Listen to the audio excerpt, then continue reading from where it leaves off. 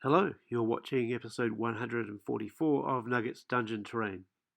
This is the third episode in the latest series, where I'm creating an entire terrain set in one shot. To catch the start of this series, go to episode 142 and see cave terrain, or 143 to check out the mine terrain. This time I'm going to create an underground river. Once again, all of the bases will be 1 centimeter thick. At its narrowest point, the river can never be less than 1 inch. Where it connects at each tile, it will be 2 inches. The main reason for these sizes is so that it will fit this resin boat.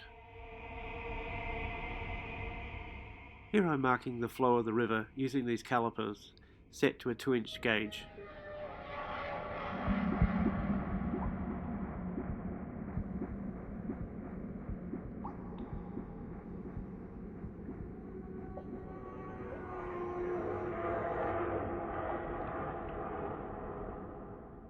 This is going to be a long, winding, narrow section, but at each end I'm making sure that I maintain that 2-inch connection so that there's a steady flow from one tile to the next.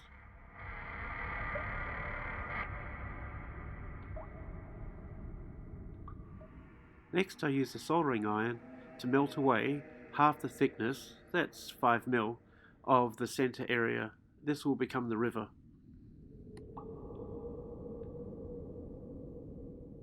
It's important that the soldering iron is kept level so that you don't make any extra deep holes.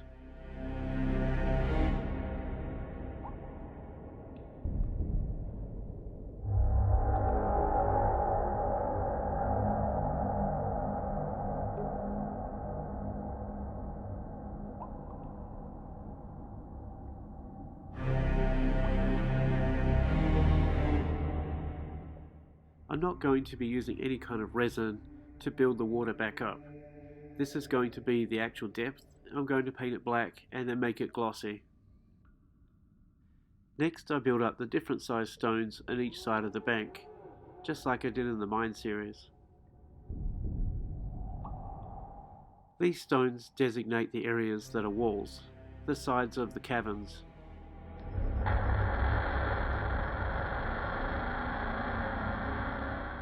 I'm sure in each section to leave a little bit of bank available. This will be painted to look muddy. It'll provide an opportunity for an ambush, or for the players to be able to step out of the boat and have more stable ground from which to base their attack.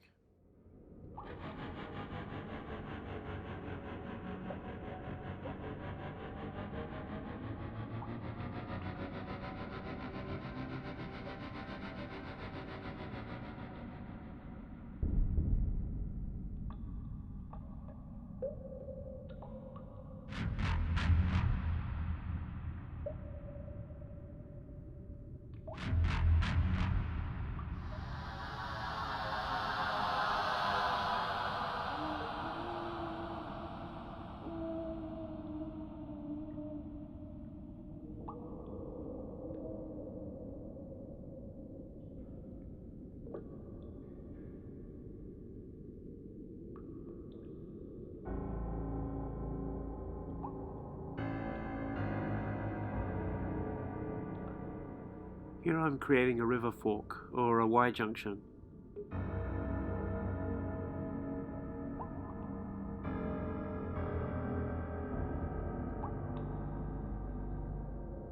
With this tool, bends are also very easy.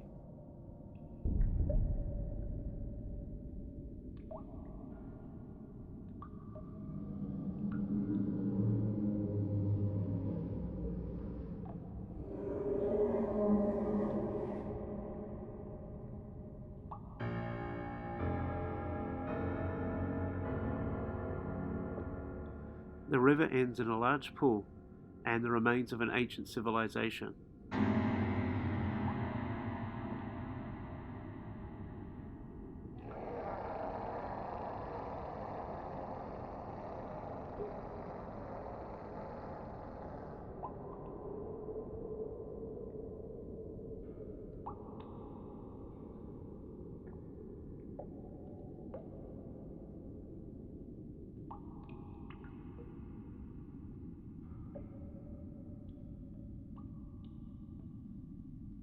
I also cut a couple of roughly circular areas to leave as columns, partially submerged in the water. Here I'm using a microfile on the side to make it look like the columns have that Greek style indentation.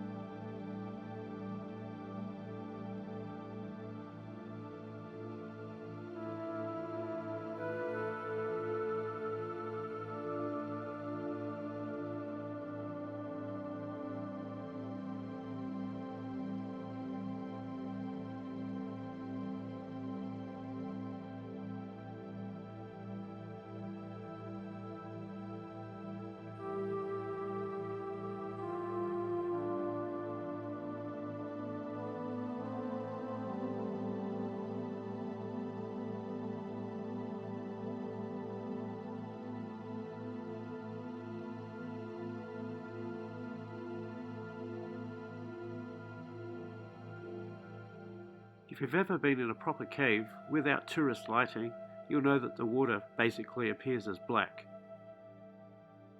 The dark colour does not indicate any sense of depth or let you know what's lurking beneath. It creates a little bit of extra tension for the players.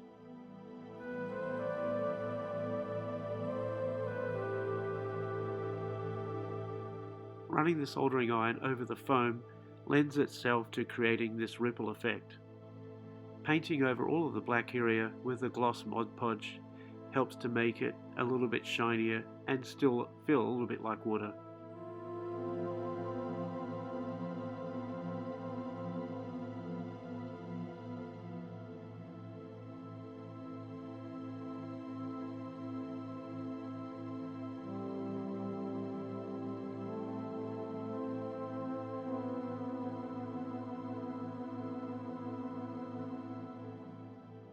Onto the brown rocks I sponged on some mustard yellow and then some beige and then tiny bits of green to look like moss.